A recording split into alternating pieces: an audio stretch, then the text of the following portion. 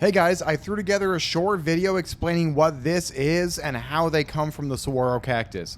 This video is for you if you guys have ever been more curious about the saguaro cactus holes that the birds make in them.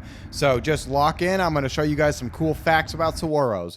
Don't forget to like and subscribe. It's Cactus Uncle. Hope you guys are doing great. So let's dive right in. You guys are pretty familiar with saguaro cactus. They're kind of like our trees out here.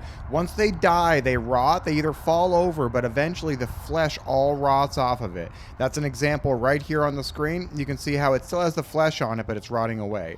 Let's take a look at this huge saguaro cactus out here in the Sonoran Desert. You can see it's covered in bird holes, which is usually made by the Gila woodpecker, and they use it to make a home. And then long term, other birds end up using it. Usually the woodpecker creates the hole though.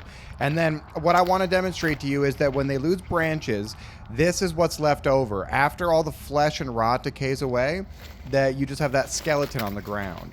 And if you're diligent enough and you're looking at the broken skeletonized arms, you can find what's called a saguaro boot inside of them. So when the birds damage the inside of the saguaro creates a thing called lignin that creates this hard structure.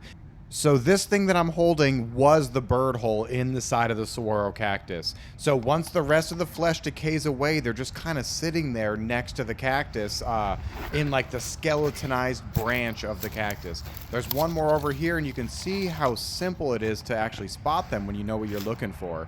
So these are really unique, and the Native Americans used to use them to store water and other stuff. If they aren't too cracked, they are watertight, which is really cool and unique. This one's like almost like a cup, so it's like a little bit too open, but the first one I found has more of a closed mouth, and that one would probably be a little bit more useful to the Native Americans. So if you look closely, I'll hold them both up here.